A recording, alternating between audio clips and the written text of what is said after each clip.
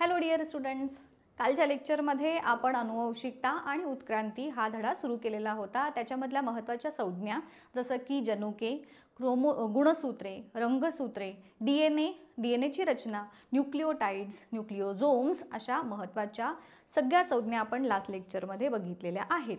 आज त्याच्या पुढचा भाग आपण कंटिन्यू करूयात। सुरुवातीला बघूयात अनुवंशिकता म्हणजे काय। स्टुडंट्स, जेव्हा आपण एखादा लहान बाळ बघतो, लहान बाळाला बघितल्यानंतर आपल्या तोंडातून नकळत बाहेर पडतात की अरे हा दिसायला आईसारखा आहे किंवा डोळ्यांचा रंग बाबांसारखा आहे वगैरे वगैरे। सो तिथं जो महत्त्वाचा फॅक्टर आहे किंवा तिथं जी प्रक्रिया झालेली असते ती आहे अनुवंशिकता। म्हणजेच काय तर आईमधले किंवा वडिलांच्या मधले काही गुणधर्म हे आहेच्या तसे पुढच्या पिढीकडे त्यांच्या अपत्यामध्ये संक्रमित होणं ह्या प्रक्रियेला म्हणतात अनुवंशिकता। आणि अर्थातच अनुवंशिकता होण्यामागे जे महत्त्वाचे घटक हे कारणीभूत आहेत ते म्हणजे जनुक। बरोबर, जनुक म्हणजे काय हे आपण कालच्या लेक्चरमध्ये बघितलंय। आपला जो डीएनए आहे त्या डीएनए मध्ये जो न्यूक्लिओटाइडचा सिक्वेन्स जो क्रम असतो, समजा हा आपला डीएनए आहे, ह्या डीएनए मध्ये प्युरिन्स, पायरिमिडिन्स हे न्यूक्लिओटाइड्स आपण जे नायट्रोजन बेसिस असतात नत्रयुक्त जे पदार्थ, तर त्यांचा एक specific sequence A T G C असा एक लांब लचक सिक्वेन्स जो असतो तो सिक्वेन्स म्हणजेच जनुके। बरोबर, त्या आपल्या डीएनए मध्ये असणाऱ्या जो न्यूक्लिओटाइडचा एक क्रम आहे त्या क्रमाला आपण जनुक म्हणतो, हे आपण कालच्या लेक्चरमध्ये बघितलं। आता हीच जनुके जी आहे ती हे गुणधर्म एका पिढीकडून दुसऱ्या पिढीकडे संक्रमित होण्यासाठी कारणीभूत असतात। बरोबर, म्हणजे आपल्या डोळ्यांचा रंग आपल्या आईसारखा होणे ह्याच्या माग जी प्रक्रिया कारणीभूत आहे ती म्हणजे अनुवंशिकता, आणि त्याच्यासाठी कुठले घटक महत्त्वाचे आहेत तर जनुके। ओके, आता पहिल्यांदा आपण बघूयात अनुवंशिकतेची प्रॉपर व्याख्या कशी लिहायची। एका पिढीतील जैविक लक्षणे जनुकांद्वारे पुढच्या पिढीत संक्रमित होण्याची प्रक्रिया त्याला म्हटलं आपण अनुवंशिकता। ह्याच्यासाठी ऑब्वियसली जनुकांचा रोल जो आहे तो खूप महत्त्वाचा आहे, त्याच्याशिवाय ही प्रक्रिया पूर्ण होणार नाही। तुम्हाला हे माहित असेल, ग्रेगर जॉन मेंडेल, तुमच्या पुस्तकामध्ये जोहान असं दिलंय, जॉन म्हटलं तरी चालेल, ग्रेगर जोहान मेंडेल हे जे शास्त्रज्ञ आहेत त्यांना आधुनिक अनुवंशशास्त्राचा जनक असं म्हटलं जातं।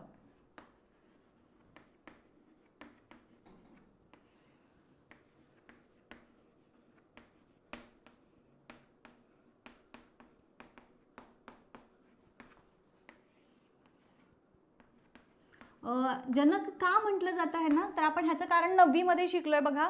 9वी मध्ये आपण जो मेंडेलचे प्रयोग बघितलेले आहेत, एक संकर, द्विसंकर हे बघितले होते की नाही। जेव्हा कुठल्याही पद्धतीच्या शास्त्रीय उपकरणांचा शोध लागलेला नव्हता, पेशी म्हणजे काय वगैरे काही आपल्याला माहीत नव्हतं, तेव्हा केवळ वाटाण्याच्या झाडांच्या वरती त्यानं जे काही प्रयोग केले त्याच्या जे अनुमान काय म्हणतात त्याचे जे ऑब्झर्वेशन आहे, त्याचं जे निरीक्षण आहे, त्या निरीक्षणाच्या वरती आधारित त्यानं काही नियम आपल्याला सांगितले। आणि जेव्हा खरंच वेगवेगळ्या शास्त्रीय उपकरणांचा शोध लागला जसं की सूक्ष्मदर्शीचा वगैरे, तेव्हा मग पेशीचा अभ्यास केला शास्त्रज्ञांनी आणि मग जे काही मेंडेलनं सांगितलेले नियम होते त्याची पडताळणी त्यांनी केली आणि ते सर्वच्या सर्व नियम व्यवस्थित करेक्ट आहेत, अगदी बरोबर आहेत हे त्यांच्या लक्षात आलं आणि म्हणूनच यांना आधुनिक अनुवंशशास्त्राचा जनक असं म्हटलं जातं। आता अनुवंशिकता म्हणजे काय बघितलं, त्याचे जनक कोण आहेत ते बघितलं। आता आपण बघूयात अनुवंशिकतेचा अभ्यास करणं का महत्त्वाचं आहे, कशासाठी करायचा। तर सगळ्यात महत्त्वाचा जो पॉईंट आहे तो म्हणजे आपल्याला होणारे वेगवेगळे अनुवंशिक आजार आपण 9वी मध्ये अगेन शिकलोय। मी बरेचदा तुम्हाला सांगत असते बघा की 9वी, 8वी, 9वी, 10वी हे तिन्ही जे आहेत ते एकमेकांशी इंटर रिलेटेड आहेत। सगळा जो अभ्यासक्रम आहे 9वीचा अभ्यास तुम्हाला व्यवस्थित कळला की मग त्याचा उपयोग तुम्हाला 10वी मध्ये होतो। 10वीच्या कन्सेप्ट जास्त छान पद्धतीने समजतात। मग 9वी मध्ये आपण अनुवंशिकता जो धडा होता त्याच्यामध्ये आपण हे सगळे डिटेल बघितलेलं होतं। त्याच्यामध्ये आपण डीएनएची रचना, आरएनएचे प्रकार, मेंडेलचे प्रयोग हे सगळं आपण बघितलेलं होतं। अनुवंशिक आजार, एकसूत्री, बहुसूत्री जे आजार आहेत अनुवंशिक, तो पार्ट आपण सगळा बघितलेला होता, बरोबर. मग तो इथं एकदा तुम्हाला जर येत नसेल, म्हणजे हा धडा समजून घेण्यासाठी तो पार्ट एकदा व्यवस्थित वाचून घ्या, म्हणजे तुम्हाला इथं हा धड्यातल्या कन्सेप्ट समजणं अवघड जाणार नाही. याच्यामध्ये हा तर पार्ट झाला. आता स्टुडंट्स, जसं मी तुम्हाला सांगत होते, ह्याचे उपयोग काय किंवा अनुवंशिकतेचा अभ्यास कशासाठी करायचा, त्यातला सगळ्यात महत्त्वाचा म्हणजे आपल्याला जे होणारे वेगवेगळे अनुवंशिक आजार आहेत त्यांचा आपल्याला अभ्यास करता येतो. मग त्या आजारांचा अभ्यास केल्यानंतर ऑब्व्हियसली त्यांच्या मागं त्यांची उपाययोजना ते होऊ नयेत यासाठी प्रतिबंधात्मक उपाय आपण काय करू शकतो, ह्या सगळ्या गोष्टींचा अभ्यास आपल्याला करता येणं शक्य झालं. कशामुळं? तर अनुवंशिकतेचा अभ्यास केल्यामुळं. त्याच्याच बरोबर प्राणी आणि वनस्पती यांच्यामध्ये संकर घडवून आणून आपण जास्त उत्पादन देणाऱ्या नवीन नवीन जे व्हरायटीज आहेत त्यांचा शोध लावला. हे देखील अनुवंशिकतेच्या अभ्यासामुळे आपल्याला शक्य झालं. तसंच वेगवेगळ्या उद्योगधंद्यांच्या मध्ये, वेगवेगळ्या कारखान्यांमध्ये सूक्ष्म जीवांचा वापर करून काही प्रक्रिया घडवून आणल्या जातात. जसं की डेअरीमध्ये किंवा चीज बनवण्याची प्रक्रिया, पनीर बनवण्याची प्रक्रिया, योगर्ट मॅन्युफॅक्चरिंग, आपण हे सगळं शिकायचं आहे ह्या वर्षी. तर ह्या सगळ्या प्रोसेसेस, ह्या सगळ्या प्रक्रिया देखील कुठं ना कुठं तरी अनुवंशिकतेशी रिलेटेड आहेत. सो अनुवंशिकतेचा अभ्यास करण्याचे फायदे किंवा का करायचा हे वन बाय वन बघूयात. बघा, आता जे तुम्हाला सांगितलं तेच मी इथं प्रॉपर शब्दांच्या मध्ये सांगितलेलं आहे. स्टुडंट्स, मी जे सांगते इथं जे बोर्डवरती लिहिलेलं असतं त्या तुमच्या नोटबुक्समध्ये नोट डाऊन करून ठेवत चला. तुम्हाला छान नोट्स तयार होतील जेव्हा आपला हा पूर्ण धडा संपेल तेव्हा. तुमच्या स्वतःच्या नोट्स सोप्या भाषेतल्या, ठीक आहे.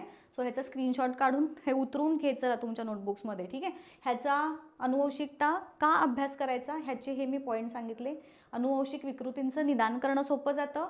त्यांचं प्रतिबंध करणं म्हणजे त्या होऊ नयेत यासाठी आपल्याला काय करता येऊ शकतं, आपण करू शकतो ते, ह्याचा स्टडी आपण करू शकतो. त्या अनुवंशिक विकृती जसं की आपण बघितलं होतं ना की एक क्रोमोझोम किंवा काय गुणसूत्रांच्या मध्ये होणाऱ्या ज्या त्यांच्यामुळे बदल जे होतात त्यामुळे ज्या विकृती होतात, किंवा तंतुकणिकांच्या मध्ये काही बिघाड होतो त्याच्यामुळे ज्या विकृती होतात, हे आपण 9वी मध्ये ज्या वेगवेगळ्या विकृती बघितलेल्या होत्या त्या सपोज असतील, आपल्याला झालेल्या असतील, किंवा मग डायबिटीस आहे, ब्लड प्रेशर वगैरे खूप सारे आजार आपण बघितले होते बघा.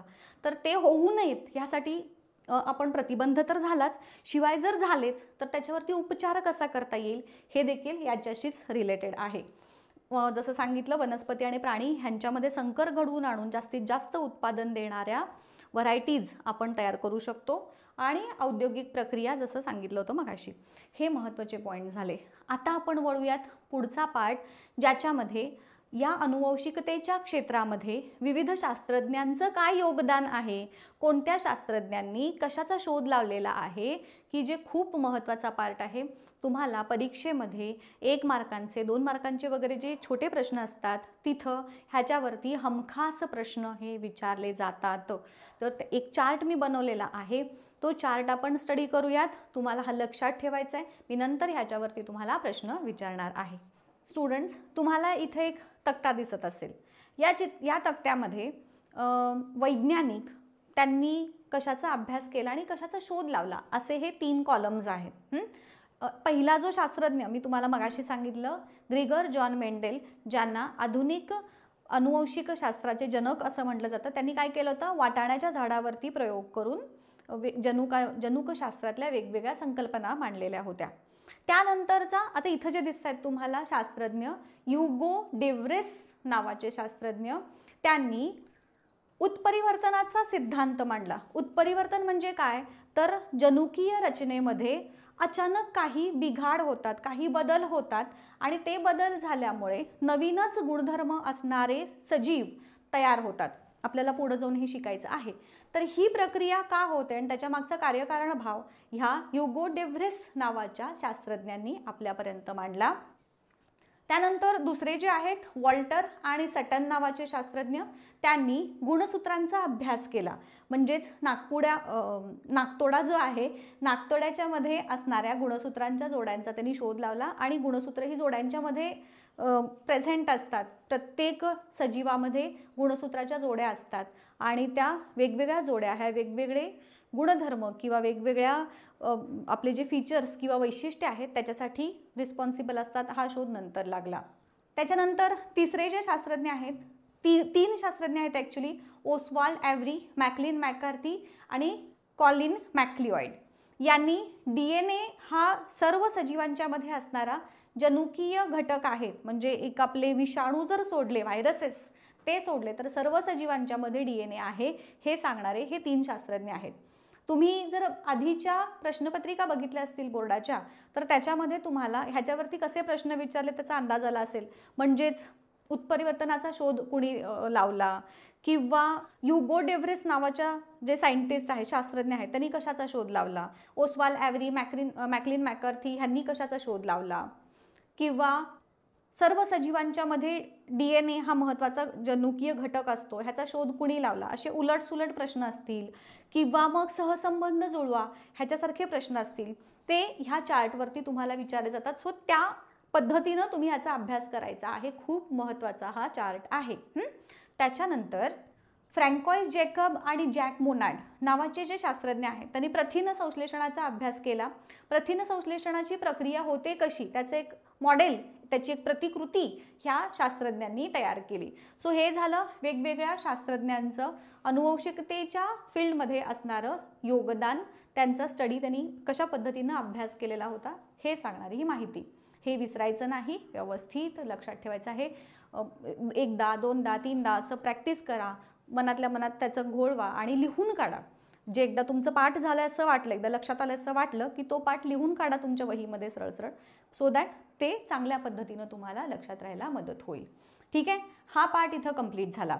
आता ह्याच्या पुढचा महत्त्वाचा भाग सेंट्रल डोग्मा ही प्रक्रिया. तुमच्या परीक्षेमध्ये ह्याच्यावरती अगदी 5 मार्कांचा प्रश्न देखील विचारला जातो. आता ही सेंट्रल डोग्मा ही प्रक्रिया काय आहे हे तुम्हाला शॉर्टमध्ये सांगते. बघा आपण आत्तापर्यंत जे काही शिकलोय त्याच्यावरून तुम्हाला इतपत तरी क्लिअर झालं असेल की अनुवंशिकता जी आहे त्याच्यासाठी जे कारणीभूत असणारे घटक आहेत ते म्हणजे कोण, जनुके, बरोबर.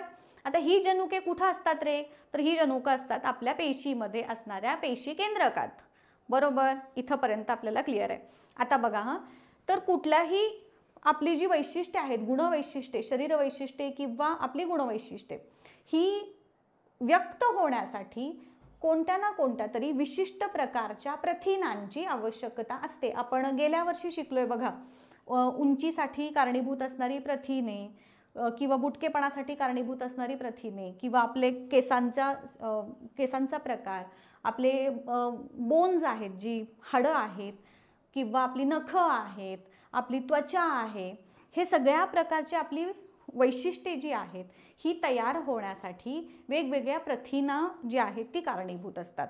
आणि अर्थातच जनुकांच्या मध्ये ही प्रथिन संश्लेषणासाठी जी रेसिपी आहे, बरोबर की नाही, मी काल मगाशी पण तुम्हाला सांगितलं, तो जो जनुकांचा सिक्वेन्स मी दाखवला, तो जनुकांचा सिक्वेन्स डोळ्यांचा रंग डिसाईड करणारा होता, बरोबर. म्हणजे एक्झाम्पल म्हणून सांगितलं, तसा असतो असं नाही आहे. तर थोडक्यात प्रथिन संश्लेषणाची जी रेसिपी आहे ती कुठं असते, आपल्या जनुकांच्या मध्ये. बघा ही आपली पेशी, पेशी केंद्रक, पेशी केंद्रकांच्या मध्ये केंद्रकी झाला, आणि हे जे इथं आपले DNA असतात, बरोबर, असं समजूयात आपण. ठीक आहे. आता ह्या DNA मध्ये जो न्यूक्लिओटाइडचा जो क्रम आहे त्याला आपण जनुक म्हणतो, आणि हे कुठं आहे, सगळं आपल्या पेशी केंद्रकात आहे. परंतु प्रथिन संश्लेषणाची प्रक्रिया जी आहे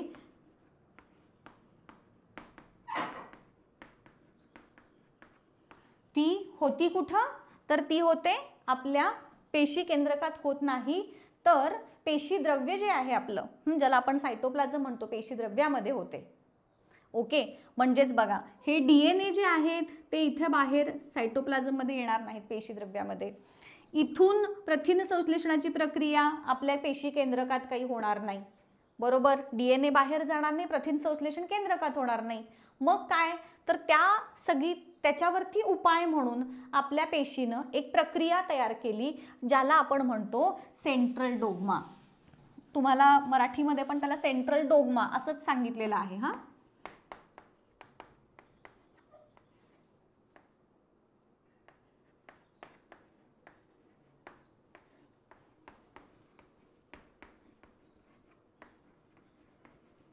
आता ही सेंट्रल डोग्माची प्रक्रियेमध्ये काय होतं, काय केलं जातं, तर ती जी काही रेसिपी आहे की नाही प्रथिन संश्लेषणाची, ती DNA मार्फत पेशी केंद्रकाच्या बाहेर पाठवली जाते आणि मग त्या रेसिपी वाचून त्याप्रमाणे प्रथिन संश्लेषण आपल्या पेशीमध्ये घडवून आणलं जातं. बरोबर. मग आता ह्याच्यावरून सेंट्रल डोग्मा प्रक्रियेची व्याख्या जर तुम्हाला कोणी विचारली तर काय सांगाल रे, तर DNA मुळे RNAच्या माध्यमातून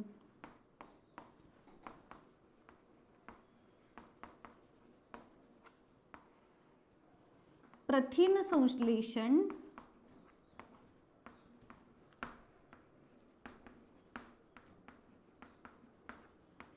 करण्याची प्रक्रिया.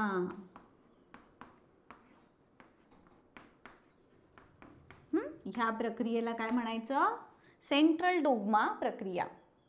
म्हणजे आता काय झालंय बघा, DNA त्याच्यापासून आधी RNA तयार होणार आणि मग त्याच्यापासून प्रथिन बनली जातात. आता ही जी प्रक्रिया आहे ही 3 टप्प्यांच्या मध्ये चालते.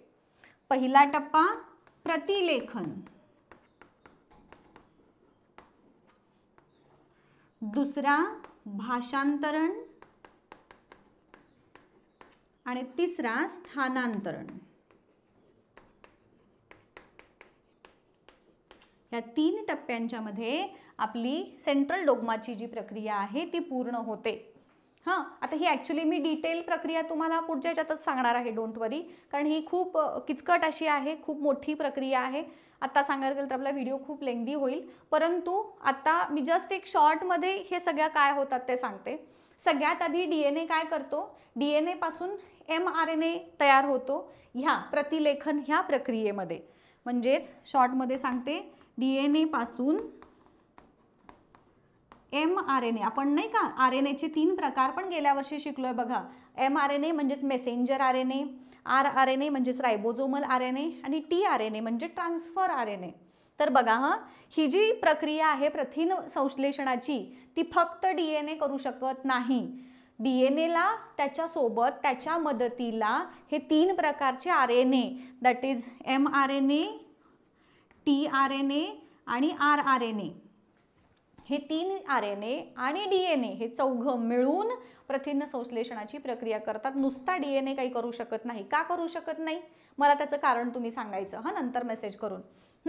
याच्यामध्ये फक्त DNA का नाही करू शकत, DNA ला RNAच कशासाठी पाहिजे, त्याच्या मदत नाही झाली किंवा नाही मिळाली तर प्रथिन संश्लेषण का होणार नाही, हे मला तुम्ही मेसेज करून सांगायचं. बघूयात तुम्हाला समजलंय का, मी ऑलरेडी ह्याच्यात सांगितलंय.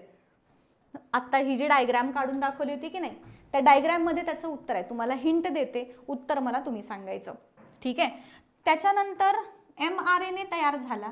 mRNA त्याच्यामध्ये जो काही मेसेज आहे, जी रेसिपी आहे ना प्रथिन संश्लेषणाची, त्या mRNAच्या मध्ये असणारी रेसिपीला वाचून त्याच्यापासून tRNA त्याला येऊन जोडला जातो आणि ही mRNA ला tRNA येऊन जोडण्याची प्रक्रिया rRNA असताना त्याच्या सानिध्यातच होते. कसं ते मी सांगते, आता फार काळजी करू नका. तर ही प्रक्रिया होते भाषांतरण मध्ये. आणि स्थानांतरण मध्ये काय होतं, तर जो रायबोझोमल RNA दॅट इज rRNA जो आहे तो 3 कोडॉन, आता कोडॉन म्हणजे काय, अँटी कोडॉन म्हणजे काय तेही सांगणार आहे, आता फक्त समजून घ्या. 3 कोडॉनच्या अंतरानं पुढं सरकत जातो, त्याला म्हणतात स्थानांतरण. सो ह्या 3 प्रोसेसेस शॉर्टमध्ये आहेत.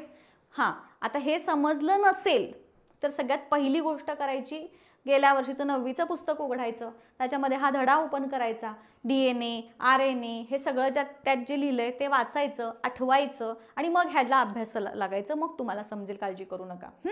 आता इथंच थांबूयात आजच्या लेक्चरमध्ये. पुढच्या लेक्चरमध्ये आपण ह्या ज्या सेंट्रल डोग्मामधल्या 3 प्रोसेसेस आहेत त्या डिटेलमध्ये बघूया. ठीक आहे. थँक्यू.